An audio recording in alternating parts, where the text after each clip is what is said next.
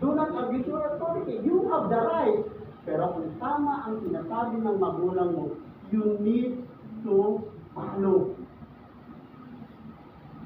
Kailangan mo sundin. Kasi accountable sila kay Lord. Kaya kanila pinasasabihan, kasi accountable sila kay Lord. Haharap ka sa Diyos, tandaan mo, tatawagin ng Diyos ang pangalan mo. Haharap ka sa Kanya. Tatayo ka sa Kanyang harapan. Ano ang ginawa mo sa pamilya mo? Who is the ruler of your family? Ikaw ang ruler o yung anak mo ang ruler? Kaya mga anak, tigilan niyo na ang pagrulong sa pamilya. Ang tanging gagawin niyo, just to obey your parents.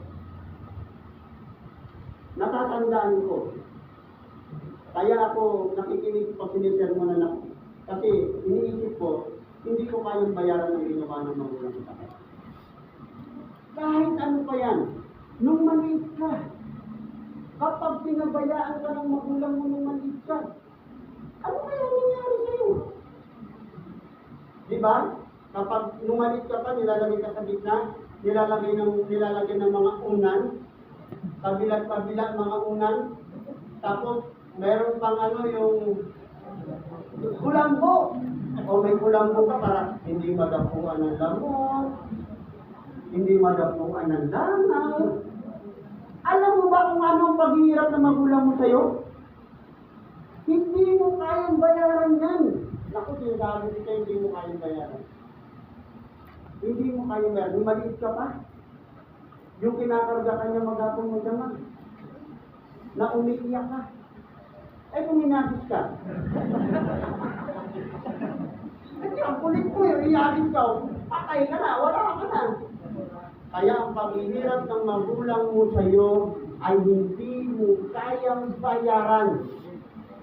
Tulog ka pa lang nagpo-provide ng magulang mo sa iyo. Kaya tandaan mo yan. Narandaan niyo ba?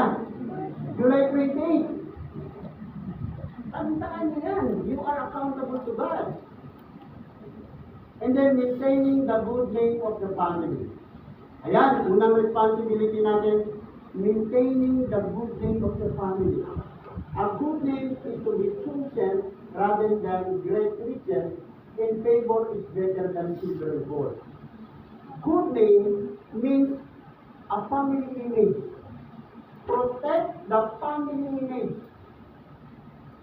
Kapag ikaw ay lumabas ng bahay, you are representative of your family. Dala mo ang apelyido, ang imahe ng iyong pamilya. Protect the image of the family. Yung favor, it means reputation. A favor is better than silver and gold. Reputation is better than silver and gold. Tandaan mo yan. Masigit pa sa silver and gold. Masigit pa sa great riches. Ang family ninyo. Kaya tandaan mo, paglabas mo, J.F. Olivera ako. Hindi, Olivera ka nga. Ay, dapat yung protect your family name. Fernandez ako. Hindi ko yung Fernandez ako eh. Hindi. Protect the name. Hindi dapat mabahiran ang apelido nyo. Kaya yung may mga apelido dyan, no kayong pasaway ha. Kasi, protect the name of your family. Because it is a self-image. Favor means reputation. Yung reputasyon ng pamilya nyo ay mahalaga. Mahal niyo ba pamilya nyo? Yes. Kaya kung babae ka, magpakababae ka. Huwag kang umibig sa kapang babae. Kung lalaki ka, magpakalalaki ka. Protect the name of your family. Maintaining the good name is the family is represented as self-image of the family. Maintaining the good name is crucial because it gives impression to other people. It will give an impression. Kapag sinabi mo, naku, ulit yan. Naku, kaya pala siyang yan. Babawiin mo na ang pili. Kaya pala si Dila Cruz yan.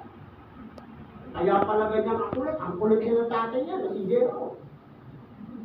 Ang kulit din ng mga pambuli. Wala yan eh. Oh, that's happy to our family.